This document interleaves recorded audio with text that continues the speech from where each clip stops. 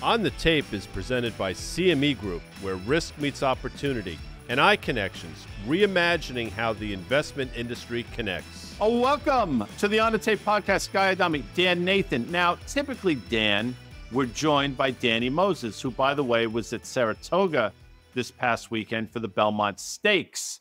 He liked a 1-9-10 exacta box, a 1-9-10 triple box.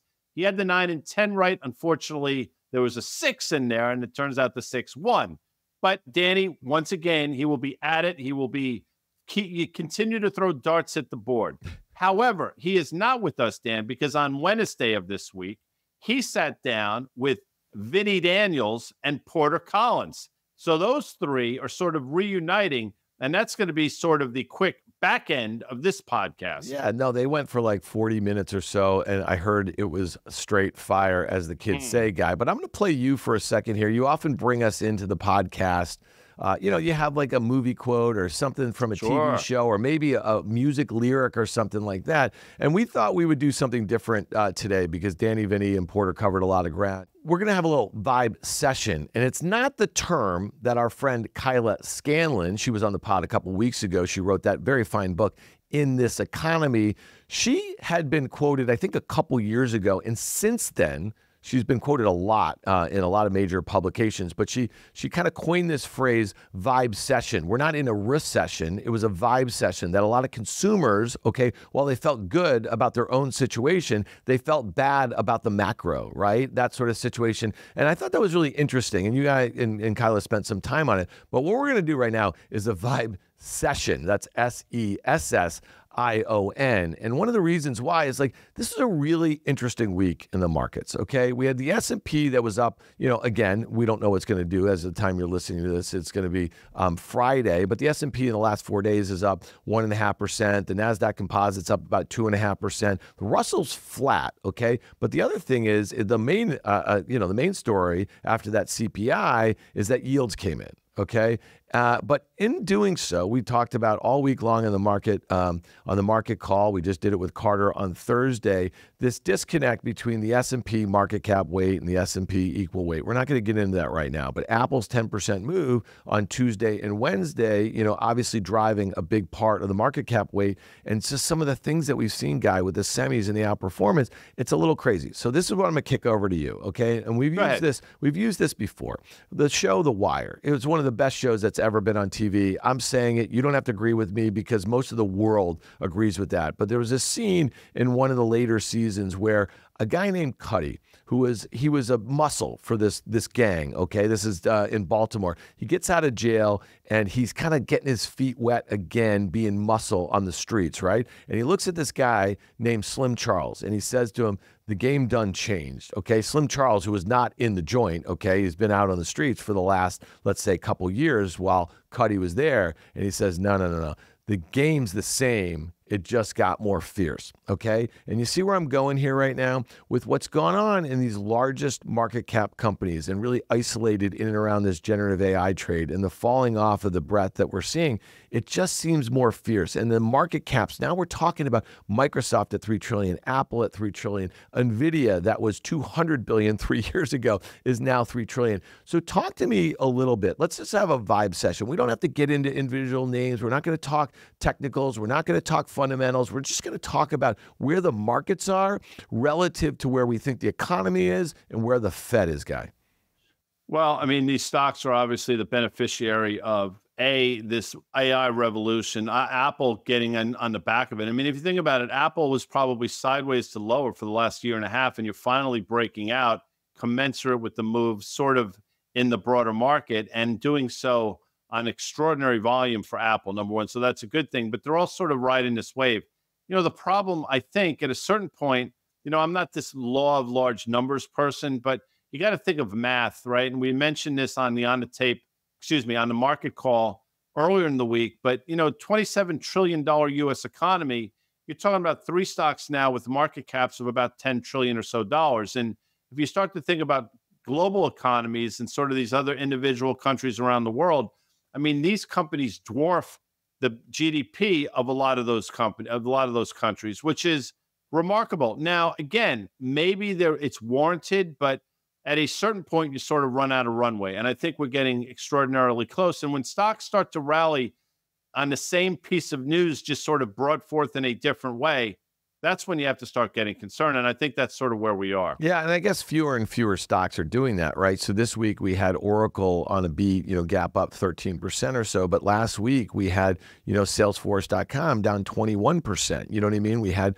Workday and ServiceNow and Intuit and Autodesk. There was a lot of software names. So I guess, the breadth thing is really important. The breadth, is really important here. But again, we've been able to make those same arguments and not been right. So under the hood, there's been some stuff that's been deteriorating. And, it reminds me, Guy, a lot of late 2021, right? When the Fed kind of got off that transitory inflation thing and they signaled that they were going to start raising interest rates. I don't think anyone thought that they were going to get to 5.5% and the Fed funds rate on the upper bound. But that whole notion of the long and variable lags, right, of monetary policy, it never really kicked in, right? So the Fed has recently said, okay, growth is going to be 2.1%. Well, that's where they were 7 or 8 months ago. In January, they downshifted it to 1.5%. The GDP now, that the reading of growth is suggesting something over 3%. The market rallied and yields got killed this week because the inflation data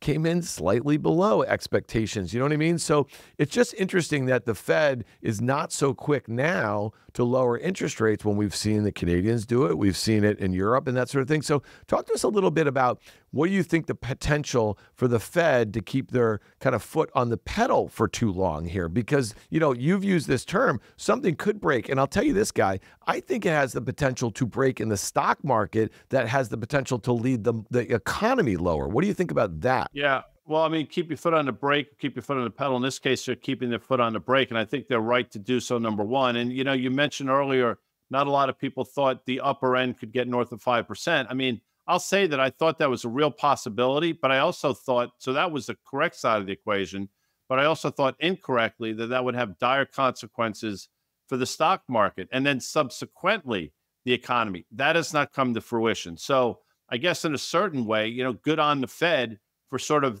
threading this needle up until now in terms of the stock market and to a certain extent in terms of the economy. I mean, nothing has really been catastrophic in the economy. Unemployment's ticking up, but that's something that they probably want. If you think about GDP, not great prints, but not disastrous prints. So steady as she goes. But your point about the stock market leading the economy, I think you're exactly right, because if you do have an event in the stock market, and I've said this a number of times, if you think about the U.S. economy, which is basically 70% driven by people buying things and having confidence to do so, all consumer confidence is, in my opinion, is an overlay of the S&P 500. Again, not to suggest that everybody owns stocks. I understand that they don't. But as long as the stock market goes up seemingly every day, people correctly or incorrectly feel, well, that must be some barometer of the economy. If the stock market's doing well, theoretically, the economy's doing well, and I should be able to go on that trip or buy that cup of coffee or lease or buy that car, those types of things. It's when the stock market has these precipitous drops that consumer spending stops on a dime. And that's happened a number of times over the last decade. So to your point, if the stock market has a move to the downside in the way that I thought for a while, that could actually be detrimental to the economy. Yeah, no doubt. I just want to hit this, and we don't have to opine on the Treasury Secretary Yellen, who is obviously the former Fed chair here, but she was on with... She's a moron. Yeah, she was on with Andrew Ross Sorkin on CNBC, and she's talking, this is something that I think is near and dear to your heart, but they're talking about U.S. debt, right, relative to, GDP, relative to anything. She said the swelling national debt is manageable as long as it stays around where it is relative to the rest of the economy. Yeah. It's manageable as long as it's, of course. I mean, with those caveats, as long as it stays. The problem is, the acceleration in the debt over the last 3 or 4 years has been like we haven't seen before. I mean, it's a hockey stick, and I hate that term, but just look at it and look what it's done. So I guess she's right. If the debt stays here and the GDP continues to grind higher, that 128% debt to GDP that we have right now will maintain or go slightly lower. But if the spending continues at the current rate, by definition, there's no way GDP can keep up with it. So we will get through that 130% threshold. So I understand what she has to do. I get it. But it's completely horseshit and disingenuous. Yeah, and I'll just say the last thing. So, when we had that 2017 tax cut that was put in place, about $1.5 trillion, that was financed literally through the deficit. You know what I mean? And we know that that's a potential to kind of be extended in 2025, depending upon what goes on in November. And again,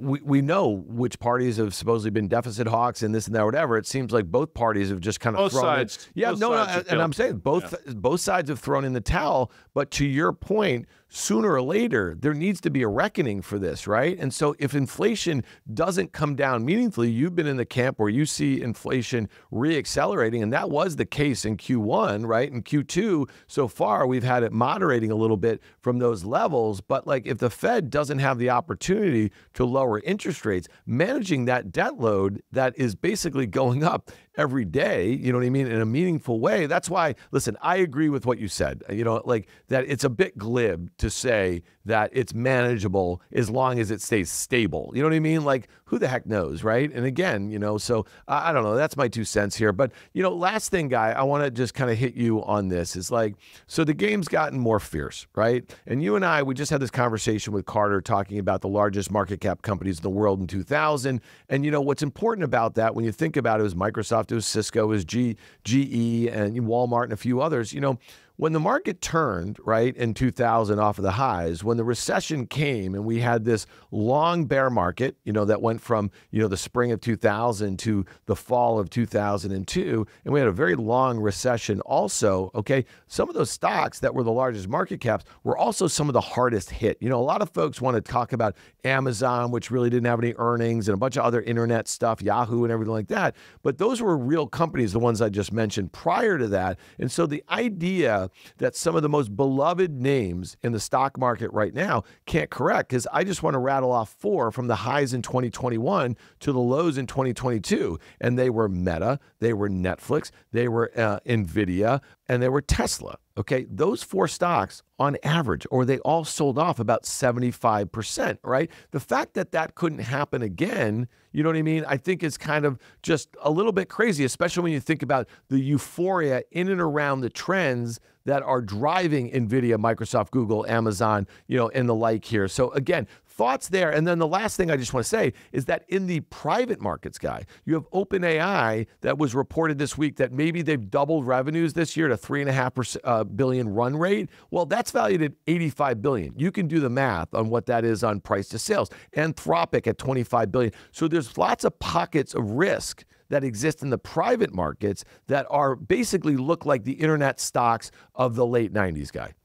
Listen, I think your point is well taken. And, listen, I understand the economy is bigger now than it was before, so you have to take that into account. However, when you're talking about the market caps of some of these companies now as opposed to then, for in some cases, you're talking 6, 7x of what it was then. So the level of which, the importance of which these stocks are now, and again, the commensurate market cap that they all have is a multiple of what we've ever seen in the history of the United States, in the history of our economy, and quite frankly, in markets. So to think that you can't have, again, these downdrafts in certain names and are not going to impact the broader market, I think is just folly. And again, I don't know what the catalyst for any of this is, clearly, because we would have identified it, but it's certainly hovering out there, Dan. Yeah, and again, you and I, we might have some PTSD from that early 2000s period and from what happened after, the financial crisis and the like. But I'm telling you, people, I'm telling you here and now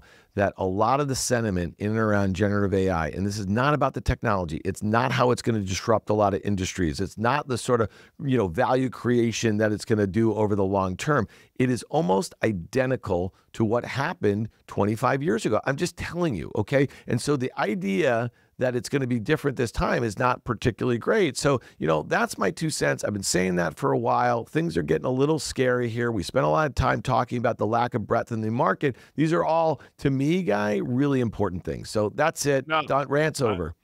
No, and a good rant. Couldn't agree more. But you know what? Folks came to listen to Porter, Vinny, and Danny. And at the other side of this, you're going to hear from all 3. So stick around.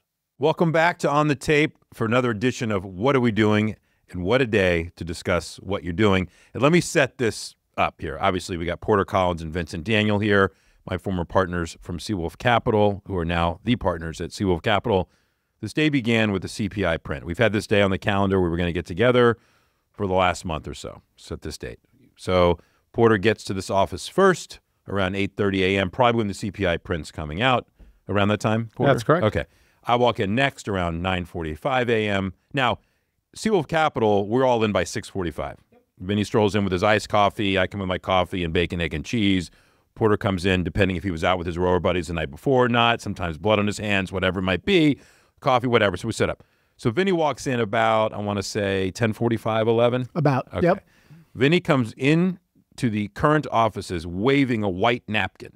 This was it, okay? And before you came in, Vinny, Porter was saying, you know, Vinny covered this Apple yesterday morning. He made a good move, but like, you know, he was excited for what you had done. He was a little bit upset, and he was looking at me. I'm like, don't come looking at me for help, because I'm as twisted as I've ever been in this market. So anyway, it felt like when we sat down for the first 2 hours today that we were back on the desk, literally deciding what to do, looking at stock quotes. So we are in the mode. We are in the moment. So guys, welcome back to On the Tape for another What Are We Doing? And I'm feeling a lot of emotion and a lot of energy from you guys today. So Porter, tell me what I didn't say correctly or said correctly in that part of the opening of this morning here? I guess the only other thing that I would set the stage is we're here together. That's the big difference. Correct. Usually it's virtually, and Right. and I guess our bearishness feeds off each other. That helps. What bearishness? I don't even. Is No, anyone, just general Right, I'm just bearishness about the world, and you know. Bearishness about the world is one thing. Yes. But then you got to separate that and translate it into markets, which is what we're trying to do here, It's right? a little bearishness and anger. We're always been edgy and angry, so that's well, you know. this current iteration of bullishness in the market was building for a little bit of time, and it's bubbling over. And when you saw the Apple move yesterday, when you see stocks move 150 billion market cap, by the way, a delayed reaction for some reason a day later of all their AI announcements or lack of AI announcements, whatever happened there, that's when we lose. And then the GameStop, which we're going to talk about, that's when we get upset. We get upset when things don't feel natural. But again, Vinny, I said before, you know, don't hate the player. I'm happy for every investor out there making money. Hate the game. And the game has changed in front of our eyes. It feels like the rules have been changing over a period of time, and you have to adapt. So Correct. give me your thoughts on And that. look, I say it ad nauseum whenever I'm on the podcast or speaking to friends and the like. And you just said it. The game has changed. And you know me, I like to get into why. Why has the game changed? And mainly what I talk about a lot is market structure. And then once you accept the fact that the market structure is different than what it was when we were on the desk more at specific, we're Seawolf, talking about passive flows versus I'm going to active get flows? into it. And Okay. so what has changed is a combination of two things. One, more and more dollars are traded and are in the hands of ETFs, so-called passive investing, and multi-manager funds, the pod shops, right, which are based upon volatility targeting strategies. And they lever up based upon how high or low the levels of volatility are. The lower the volatility, the more capital is deployed. So what have we had this year more than anything else? We've had low levels of volatility, which means there's a tremendous amount of capital that's out there right now. And when you get that amount of capital out there with what seems to be, in my opinion, a very complacent Fed, not just on rates, but on everything else, just making sure that financial conditions stay loose and liquid because they have no choice. And as a result, once that happens, the game is different. It's not a fundamental game. It's a liquidity game. And so you have to measure the degrees and changes of liquidity to make determinations from a top-down basis. And guess what? I was waving the white fucking flag today because I've given up trying to figure out whether liquidity was going to tighten or soften from a top-down and making decisions basis. I'd rather just go underneath, bottom up, pick the stocks that we like based upon the work that we do, rather than fighting anything associated with this tape and what the Fed has to say. So before we go to you, Porter, on your thoughts, what you're saying is it's a non-fundamental tape to a degree. I mean, if you can get the fundamentals right on a sector that fits into the themes which you're talking about, then it's a home run. 100%. Okay. And that's probably our weakness as a collective group is Correct. buying into an expensive name, a GARPy type name that fits into a certain narrative when you feel like the volume or that it's going to be turned up or the intensity level is going to be turned up on all these quants and all the leverage and low vol and all that stuff. So Porter, you're... Well, I'd like to think that we're serious people and we take this game seriously and we take, you know, I'd like to believe that the Fed puts out real numbers that show you what the real CPI is and what the real jobs number is and what the real earnings are. And there's actually a CEO, CFO, and a general counsel at a company, and they're able to file 10Ks. But that's not the world we live in, right? And so a lot of that makes me angry. The lack of corporate governance. You want structure. You want to believe that everyone's playing by the same set of rules. So. And there's a lot of my most commented on tweet was a throwaway tweet I did on GameStop the other day, and so we'll touch there for 1 second. I mean, I don't have an issue with what Roaring Kitty did. He had a meme with the guy leaning over in a chair. Okay, that's fine. He didn't do anything, but picking a stupid company which has no CEO, CFO, general counsel, earnings are going down, collapsing. It's basically the Blockbuster of video games, and people are trading it back and forth like it's a You're not just upset that he had a movie made about him. No, for not thinking. We had one of ours for the end of the world. It's just no, I get it. I get it. It's the shenanigans around it. Right. They think it's going up a million times. Right. I've said it many times in this podcast. I'm upset for people that buy in and keep chasing, and then FOMO and keep chasing and selling. And then people say we're idiots. We don't get it. Like, oh, okay, sure. It's actually hard to believe that there wasn't some form of a conspiracy here that went on to get the kitty and the 2 cap raises and all the stuff that went on. And I've been saying on this podcast that they should be raising money. I said on last Thursday they raised another $2 billion. They were smart. I agree. They did. Good for Jeffries, making $60 million roughly on the thing, and they get it. So now they have roughly $3.5 to $4 billion of cash on the balance sheet. There's now 400 and something million shares outstanding, right? So I think it should trade at cash until Ryan Cohen can prove that he's going to take this money. It's a money-losing operation. So now basically you were giving, call it almost like a SPAC. You're giving someone fresh dollars to go find something to do with. Again, we're going to sit here now, but it just bought itself a lifeline like they did 3 or 4 years ago when they raised money, when they had the opportunity. They did it then too, or else they'd be out of money. Getting back to the point just on GameStop, because I really don't. And none of us are short GameStop. No, that's the point I'm going to make. I don't, from a stock perspective, I don't really even care. Right? It was actually entertaining to watch the thing, in my opinion. It was actually in an odd way watching the movie The Dark Knight with the Joker, that he would come on and say, I'm going to do something, and the whole place goes insane. And I sat there watching him, concerned about some of the shorts that I have, and saying, if he mentions my short, I have to cover immediately, because it can triple is what it's come to. Within 20 seconds. Right. And this is the thing I'm angry about. So rather than be angry about this shit, I'd rather just not play that game one iota, so I could just purely watch the entertainment and not worry about that type of behavior. And I can't control that. And Vinny, and part of it goes back to they're targeting these companies because there's too much stupid short capital chasing these names. Correct. Well, that was the story then. I thought it had played out to a degree, and then they call their stock in, so it can't be lent out. But I know this is a rhetorical question. Where's Gary Gensler? And the answer is that he wouldn't dare go after people that own GameStop because he knows what happened to him last time. He wants to stay away from it.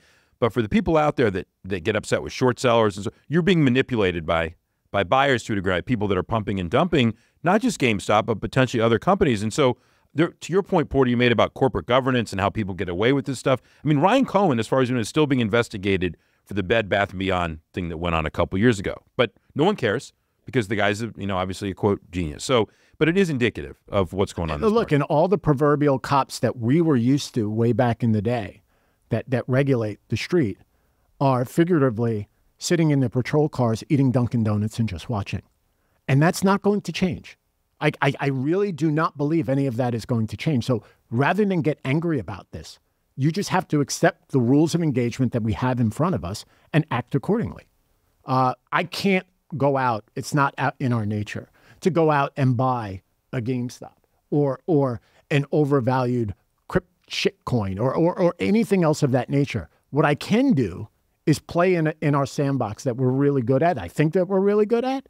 And that's solely what we can do. And I think we can make very good returns doing. And you have been, and you do make good returns. And I'll close this segment part of this with the fact that you're not managing outside money. And when we were managing outside money, we had to deal with certain fits and starts with this, knowing that we would have to write the quarterly letter, or Vinny would write the quarterly letter, have calls with our investors on, okay, what did well, what didn't, and why didn't it do well? And the explanation that you gave at the opening of this about what we may have missed, market structure, to your point, was set in motion 7, 8, 10 years ago. It's now really, obviously peaking because of the amount of liquidity that's still in the market. But it is nice that you guys, by the way, just as angry and frustrated as we've ever been as a collective group, but not having to worry that it's anyone else's money but your own allows you to operate differently. Porter. Well, the nice thing about that, I think that the way our style has changed is that, you're not focusing on monthly returns. We do pay taxes. We do try to pay long-term capital gains, not short-term capital gains.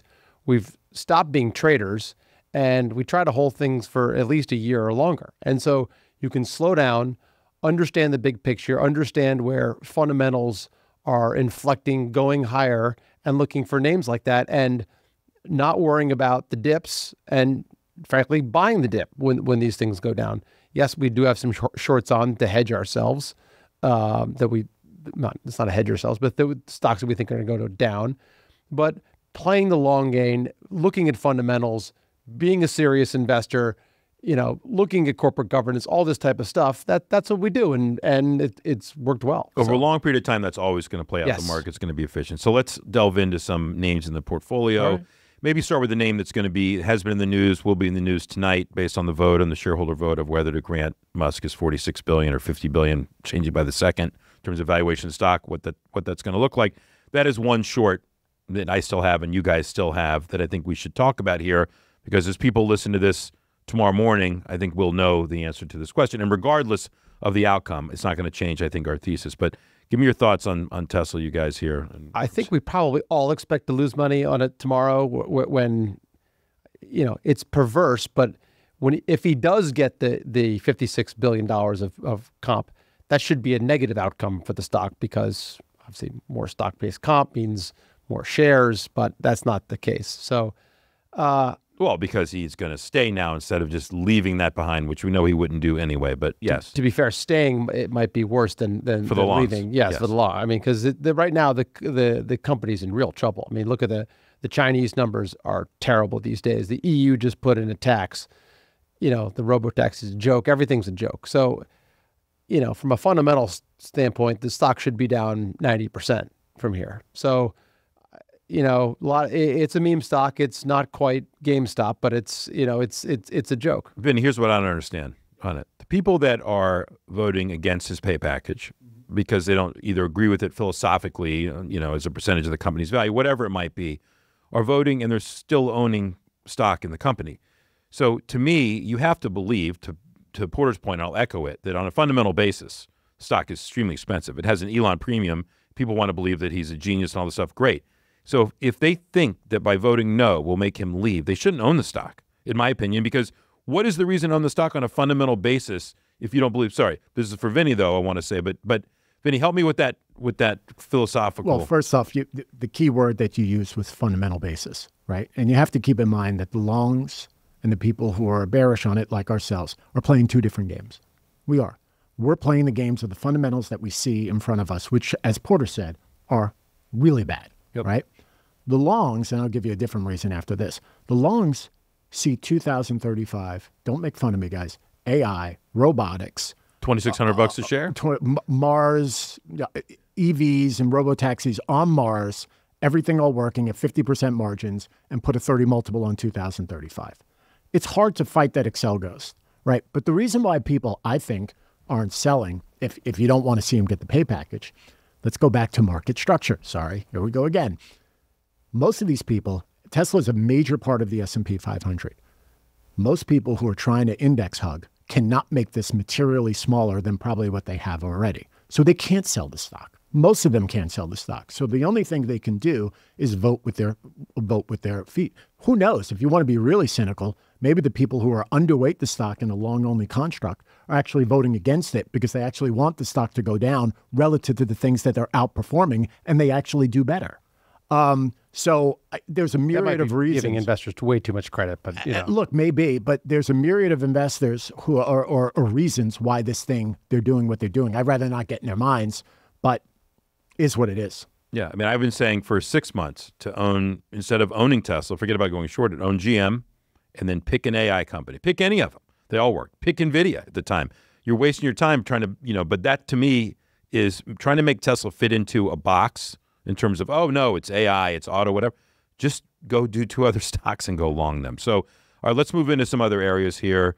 Let's do a little broad macro before we get into the micro. So let's talk about gold and uranium here, which I know we all obviously bullish on that. You guys have had a very good fundamental thesis on uranium. Gold's less fundamental and more macro. So maybe each of you guys give me something on this.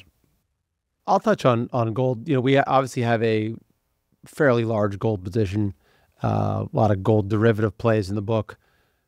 Listen, I just think that the dollar, you know, forget the dollar against other currencies, the dollar against stocks, the dollar against oil, the dollar against gold is a bad bet, right? And you know, the stock charts prove that. And I think that, you know, whatever you think of the CPI, you know, the inflation is a lot higher than you think. The dollar is getting debased a lot more than you think it is. And it's a long-term winner, and it gives us great ballast in the portfolio. And I think we're in it for the long haul. And we've owned it for almost, you know, 8 years now. Yeah, same. And you know, 2016 I think was when we got back in, and I'm not selling it anytime soon. I don't think Americans probably own enough gold because they think of the dollar as doing fine, but in reality, you're getting debased, and so we're not selling. Crypto's also stolen some of the thunder. Listen, we own Bitcoin too. We're not afraid to mention that we own Bitcoin, and it's the same thesis, right? You own Bitcoin now. Bitcoin's been. I think that's new information for the listeners. It is relatively new, and you did it through an ETF, not, I'm guessing, not through the main. Well, okay, not through a wallet. It's sort of the enemy of the enemy is my friend, right? And so the fundamental theme that we have with gold, as Porter has said, is the debasement of the U.S. Do you understand something? Just let me take this for a second, this Bitcoin, before you continue. The theme of people that are bullish on it, whether you believe in the long-term, you know, prospects of Bitcoin and crypto in general, the fact that you guys are going long Bitcoin and expressing it through these ETF is self-fulfilling to the reason that why the hodlers, Bitcoin, believe that they're a huge, but anyway, for whatever reason. But my point is that if asset managers take that mindset and just take 1/2% of their assets or something, the math, obviously, that's the theme. Listen, Vinny and I both, when it came out, I guess it was probably 4, 5, 6, 7 years ago, read the Bitcoin Standard, right? And it's the gold bug thesis. It's the same thing, right? There's not much difference. It's just a different sort of asset class, and so that's how we think about it. And I wasn't the biggest fan of. I'm still not the biggest fan or at all of crypto because of. That's really secured margin lending, hyper levered, right? What Bitcoin wants to do is emulate gold on a digital basis. I don't love Bitcoin as much as I hate what our governments are doing to the dollar in order to pay off our deficits and make us not.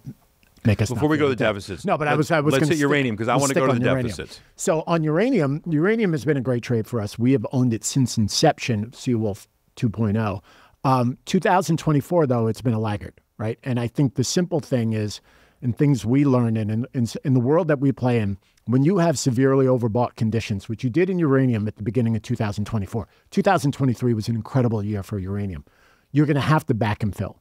Right. And the bad thing about 2024 owning uranium, and we cut our exposure a decent amount, but we're actually adding to it now just to give you the conclusion, is that the price of uranium, and if you look at Sprott Physical Uranium, CCJ has actually done well, but a lot of the other names have not done so well. The underlying fundamentals continue to improve, yet the price has come down. So I actually think we're walking back into an opportunity to really start to scale up uranium. And Vin, why don't you walk through that thesis of why people need uranium? Okay, so first off, and I wanted to ask you guys, just as I'll answer the question with a question, the running joke I had for what is our AI strategy? Right? Like, you know how every company comes up and says, like, what's your, and you need to have something. So Seawolf has to have an AI strategy, right? So our AI strategy, and I can't say we've done a lot of work, but we've done enough work to realize that this stuff is really energy intensive, extremely energy intensive. So all these companies, the things most people know is how many data centers need to be created and built in order to handle all of. Well, according to these market caps of these companies, it's infinity, but please correct. Go on. Fine. Yeah. However, and we don't mind that, and I don't know where AI is going. That would be a very interesting discussion amongst all of us. But who is powering AI? who's powering AI? And I did ask ChatGPT, who's going to power AI? And it spit out 2 energy sources for the most part, natural gas and uranium, right? So what I think you're going to see is an increased demand for energy in those 2 power sources. And not surprising, both Porter and I have been increasing our exposures to natural gas and uranium. Let's not forget you liked uranium before AI was in vogue, because it's the cleanest energy source. And Germany turning plants back on and U.S. turning plants back on. And here's the thing that most people will, everyone will get, not just the land of misfit toys where we play in. Amazon recently purchased a data center from Talon Energy, which is a utility in Pennsylvania. And the data center sits on their plant, which powers uranium to the data center. So if Amazon is actually going out and sourcing secure energy of uranium for their data centers, I think it's pretty good for us as well. They're pretty good investors of CapEx, aren't they? Amazon, they've worked out pretty well for them. All right, so let's turn to the deficit. Because about a month ago, our former partner, Steve Eisman, was sitting in this chair, and he's talked about it vocally and says people shouldn't focus on it. He calls it OI the deficit.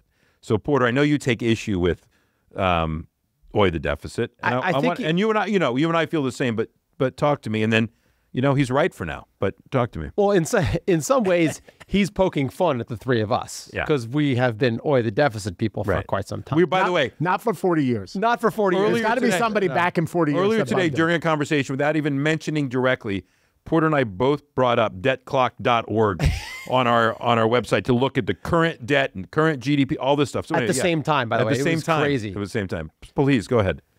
No, it's not sustainable. Well, my point is that, he's like, OI the deficit, don't look at it. And my point is that there are a lot of trades around it. And I first talked about, gold and stocks. And one of the reasons the stocks are going up is that everything that against the U.S. dollar is going up and up a lot, right?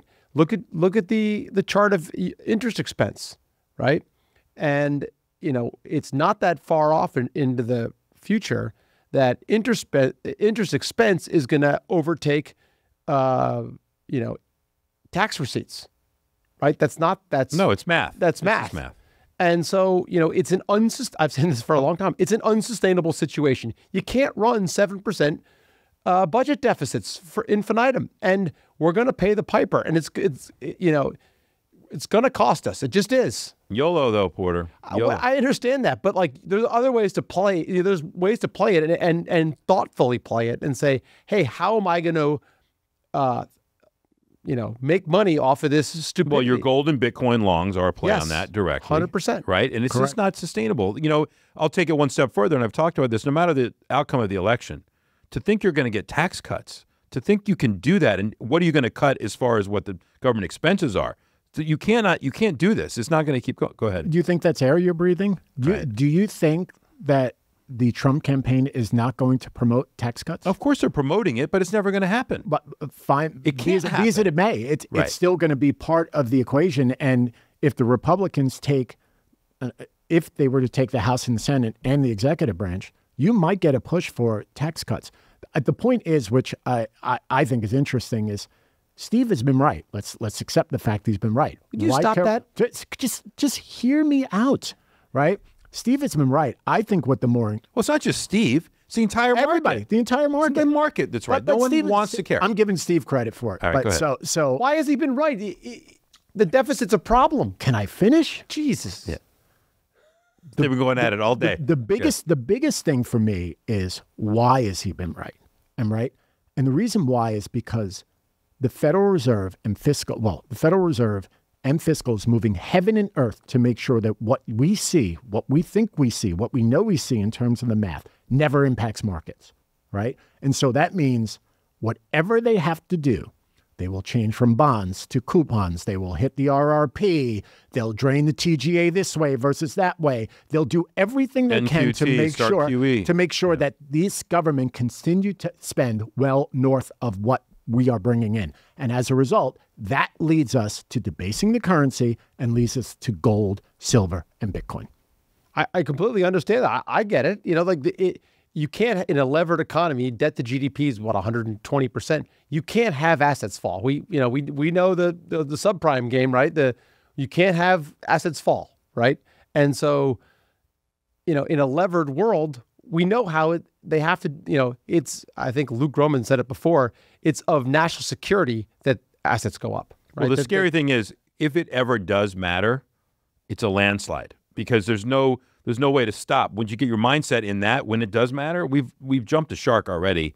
Completely. Right. And look, one of the reasons why I'm so goddamn angry, right, is because other than idiosyncratic shorts like a Tesla, which we might get our faces ripped off tomorrow of a stupid vote, what's the point of shorting if that, for any longer period of time, if that is the case, to know that if asset prices fall, they're going to have to, I don't know what they're going to have to do next. They're going to have to guarantee everything in order to keep the assets they guaranteed you 3-4 banks fail. They guaranteed all deposits. As Porter says, within 48 hours, all of a sudden we took regional bank failures, which used to nail markets from time to time, was solved in a weekend, right? So I think about all of this and I say to myself, just stick to what you are good at and what you know and ignore all the other crap because you can make a lot of money playing in the games that we play. But I think. I don't think about the deficit in terms of, I do in terms of investing, but I think of it as an American. I mean, this is our country. I'm a patriot, you know, I believe in it. But the problem is that they're eroding what's going on, right? And they're leaving future generations bankrupt. I mean, the GDP in the 70s was 30%. Now it's 120. It's just debt to GDP. Debt to GDP. Sorry. Yeah. And so it's No, listen. And there's no safety net. When I invest, right? It's like, what's my downside, right? The downside here is that the economy slides into recession and we're really in trouble. Yeah, and we get when there's a bad auction or poor auction in the bond market, we hear little pieces of it. Well, who's going to buy our paper when you're going to be paying so much interest on it? But if we really start to do the math, and I think it was Mary Meeker, I know that's a name from the past. Wow, yeah. At Morgan Stanley, who was the technology analyst, but also did, correct me if I'm wrong, she did a USA Inc. paper. She treated the USA, it was a stock. I believe it was her. I could be wrong. I'll look it up. And that was back then. Because when things weren't looking good, obviously, in the mid-2000s, obviously for the economy and so forth, started looking, all right. But back then, to your point, Porter, we weren't 1-to-1 yet on debt to GDP. We weren't even close to 1-to-1. And so basically it was a balance sheet, and it was the Simpson Bowles time period, around that time. That was during the Obama administration. Right. That was when where she they wrote came that out with report. that great white paper. Exactly. It was great. Yeah. And actually, I've heard it mentioned a few times. But listen, something that people should be thinking about, to Porter's point, whether it's just personal finances or thinking about things that you're doing, working in certain sectors, working for the government, depending on Social Security, whatever it might be. But I'm telling people out there to buy the market based upon potential tax cuts that might come. I just don't see how it's feasible when it's really put on paper. But I'm sure there's ways to get around that. All right, quick break, and we come back. We are going to get in some individual stocks here that people are waiting for. All right, welcome back again. Almost sweating at this point in here. Feel the intensity. But let's talk about some good stuff. Let's talk about your guys' portfolio, which is mostly on the long side. We've touched on gold and miners. We don't have to touch on that. We touch on uranium. We don't need to touch on that. Crypto, which I still can't believe you own an ETF in Bitcoin. We don't have to touch on that.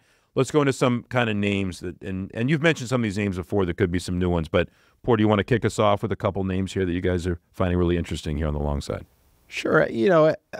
As I've said before, we try to think of stocks in, greater than 12-month view. And so these are not trades. And a stock that we've actually owned for probably over 2 years is Golar. And Golar is... Symbol, please. GLNG. Yep. And think of it as... market cap? Market cap is, I think, exactly $3 billion. All right, so liquid enough. All right. Yep. And what they do is their LNG infrastructure, they on a floating ship, they convert natural gas into liquid natural gas. And these contracts can last anywhere from 8 to 20 years. And so they have these boats and they have these long-term contracts. And they've done a really good job of getting long-term contracts with, say, like Cameroon or Nigeria or Argentina. And one of the things is they have essentially 3 boats up for contract or potentially up for contract. And I think if they sign these boats, and basically all the revenue streams will start are fully optimized in around 2027, 28, you're going to get about $1.5 billion in EBITDA against what is now a $3 billion market cap.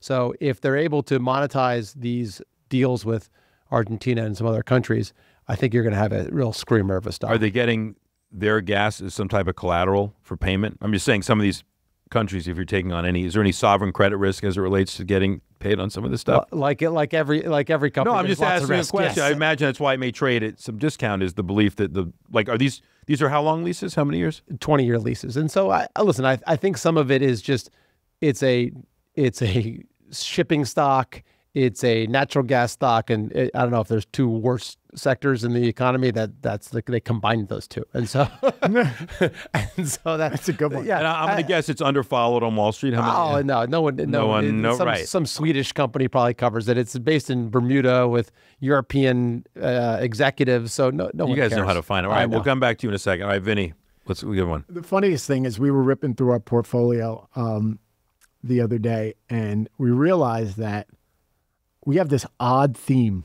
Danny, I think you have it on it too, and to a certain extent, is we own a ton of SPACs. Right. It's really weird. Right. Like, I don't think that's bullish, but that's whatever. No, but there's a reason that they're like cheap. again, this is where we play, and like Genius Sports, you discussed. DraftKings was a SPAC. Sable Offshore Sock, which is a an odd duck play off the coast of California. They bought the rights from What's that symbol? ExxonMobil, SOC. SOC. Okay. Right. Yep. But the space that we actually started to re-enter, which is again near and dear to Danny's heart, is the cannabis space. And we probably dusted off the file, I would say, about 3-4 months ago.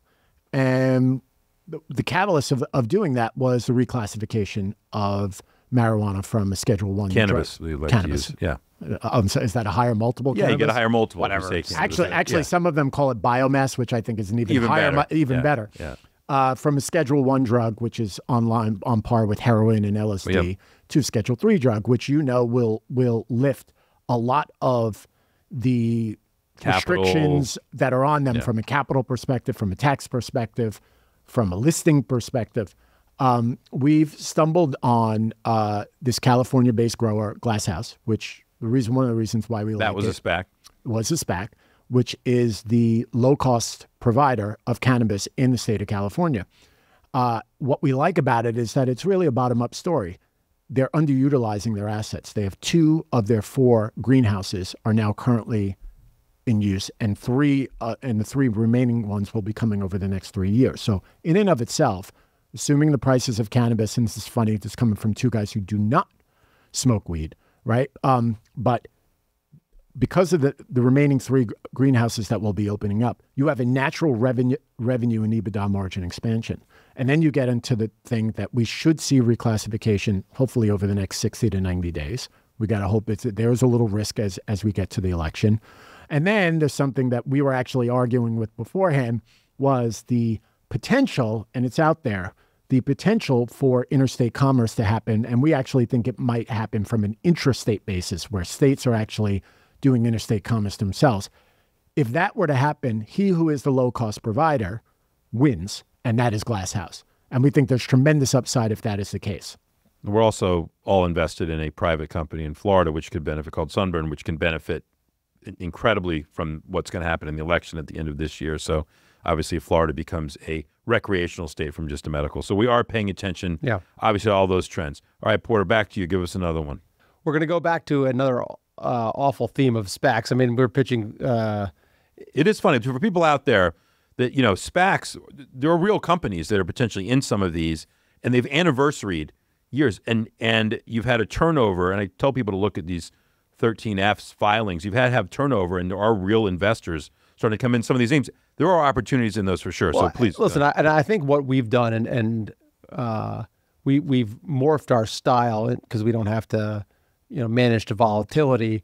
We basically we go elephant hunting for stocks that have 2, 3, 4, 5, 6, 7x returns, and we start to uncover them and do the work. And so we've sort of built a portfolio around all these sort of elephant hunting type names. That's how we've been able to put up the returns we have.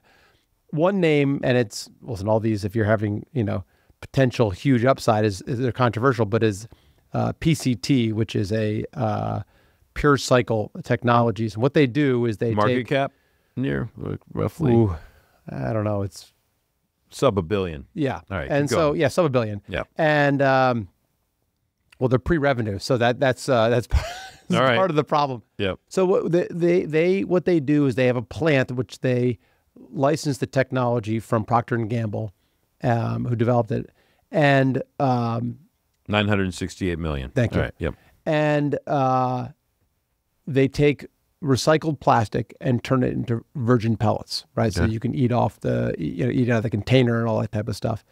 And so it was a SPAC. A lot of stuff went on. New management came along. Actually, the largest shareholder came in and became chairman. And the problem with the stock is that they haven't been able to get the factory to work, and they've shut it down, rebuilt it, shut it down, rebuilt it.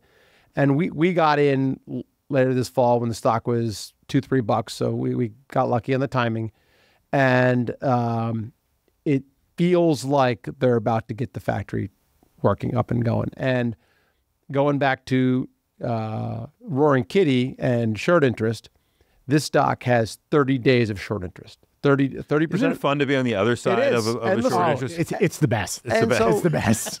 I mean, just that's how we think Yeah. about things, right? And if you look at explosive names, So the short thesis is it's never going to work. It was a SPAC. This thing's done. Okay. and I get it, it hasn't worked, right? Yeah. And I'm fully eyes wide open on this. But if they're able to get the SPAC working or the factory working, there's a lot of days to cover. I think real money will come and say, hey, I can finally buy this. Very ESG friendly for those people who still do that stuff. And Well, it's not just ESG friendly. It's economically viable product. it is Forget great. about it. Right. And there's It's a win-win. there's unlimited demand. Right. We call it a win-win. Yep. Win-win. And so So when's the next catalyst? What are we waiting for? well, to see they if- just reopened the factory about 2-3 weeks ago, and they gave an update that they're running about 40% capacity, and they have to do that over sort of a continuous basis. Just say, hey, it works, I can do it, and if it does work, I think the stock can be pretty explosive. All right.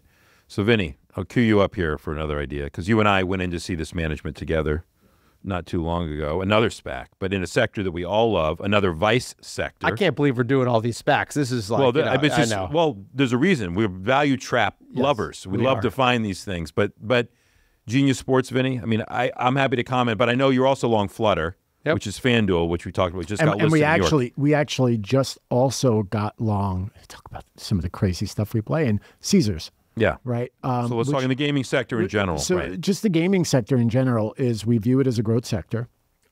Sadly, it's not necessarily as an American you want to see it, but again, you don't make the rules. And more gaming is becoming significantly more digital as we move along. So what we're trying to look for are plays and names that are quite interesting.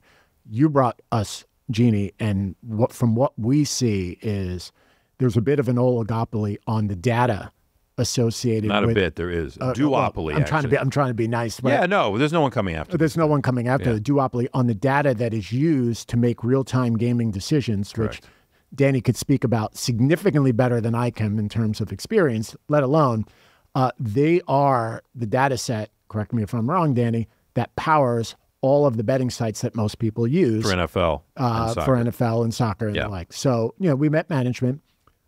On a growth story basis, the stock is not expensive. The balance sheet's clean, but they got to work through a shareholder base that is still in the process of selling. So we took a position there. Why don't you talk about one of the largest shareholders, the NFL? Well, yes, and not only that, their biggest partner / shareholder is the NFL. Right. So the reason they own 8.5% the NFL is when they originally came to do the deal with the NFL. So they basically pay over $100 million a year for rights to get the data. And if you're a FanDuel or you're DraftKings, you trust that Genius Sports is going to create bets based upon the data which they're getting from the NFL. Or Caesars, right? Or MGM, right?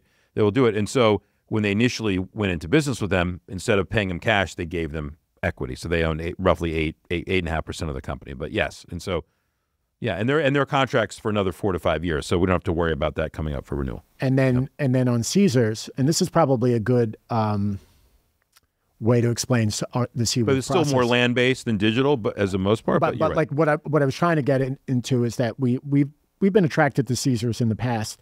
We've taken a starter position, right? And we like to take starter positions before we do real work to see if we're going to make it bigger or not. One of the risks associated with Caesar is that it is a turnaround story. And the reason why it's a big turnaround story is because they have way too much effing debt, right? The balance sheet sucks. One of the things that could help out the balance sheet is if interest rates were to decline. It actually just turns a headwind into a tailwind. So today's news announcement in terms of what the Fed did and CPI, whether I hated it or not, is a net benefit, a net positive to Caesars. They need to clean up the balance sheet, and if we think they do, the stock is incredibly cheap. I mean, one of the things we do a lot of is we look for heavily indebted companies that we think can inflect. Have a viable business. Yeah, have a viable business and then can inflect. And if not, the Fed will just buy their paper. So sorry. Well, no, they can inflect revenues, inflect earnings. They can pay down debt. You know, we played a tanker name called Sting this year, same way that they were finally paying down debt. And when they finish paying down debt, huge cash flows come. Sort of Caesars is the same story.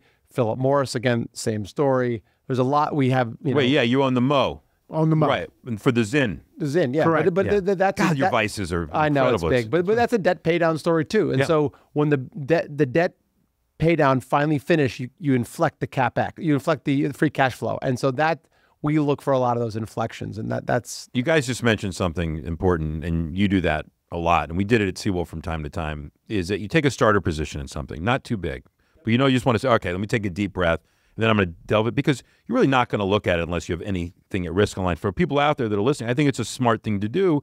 You can dollar cost average into a name over time, but it's amazing if you literally put $1 in, $10, whatever the amount is, it makes you focus. And so it's not a bad tool to use. I mean, for any of those people, look at Caesar stock. That's Jesse Livermore. That was what he would do anyway. Yeah. And if you look at Caesar stock's down a lot. And so again, that our stupid eye sees that, hey, stock's down a lot. What's going on here? Let's dig in. And so can I feel more mainstream and mention maybe a Mag 7 stock? A Mag 7 stock? Is it an Alphabet Google kind, or what are we talking here? It's actually the other one. We have been poking around. And again, the amount of work that I don't know if I can handle this. I already got Bitcoin I don't know with what's you guys going on today. here either. No, it's Amazon. Oh yeah, right. And like if you think about a traditional name that people know that we've been buying and warming up to is Amazon. Have we done a heck of a lot of work on Amazon? Probably not, but we've probably done as much work on Amazon as most people who own it in a material manner.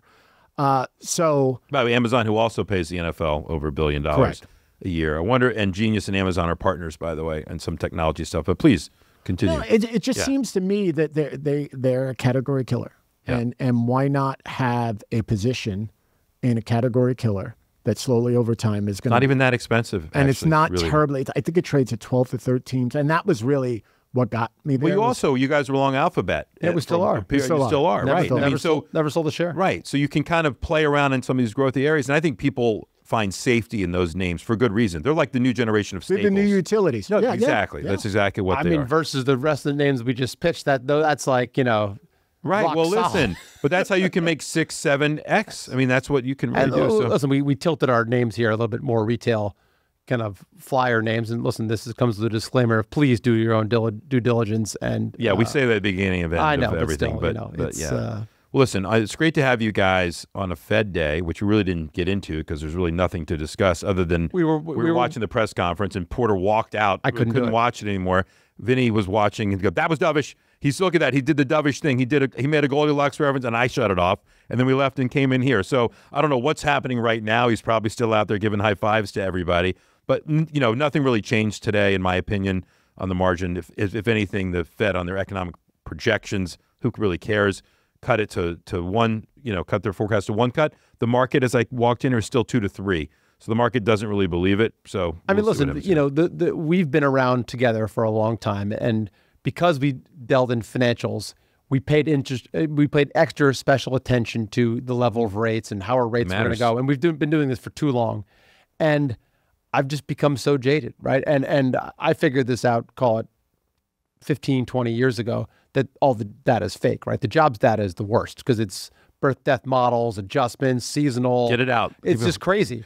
And so I know, but I look at it and now I just see like, well, that number was obviously faked, right? They give some to the doves, some to the hawks, and they right down the middle. And so I can't watch it anymore. I just try to take the big picture, slow it down. Play the game. Play the game. And I think we've said all year that they're probably not going to cut. And we're now at the place where probably not going to cut. If you had thought that, you would have thought the S&P would not be near 5,500 right now. No, to be fair. No, but I don't play the macro game. No, I'm with you. So. All right, guys. So I know we're already booked for you guys to come back in July. I know we're going to try to do this maybe at least twice a month and get something regular going, but always great to be with you guys. Let's go have a beer. Now there's a lot to... A bourbon. A bourbon, maybe, after what happened today. So, guys, thanks for coming on, and we'll have you on again soon. Great to be here, Danny. Thank you. Thanks.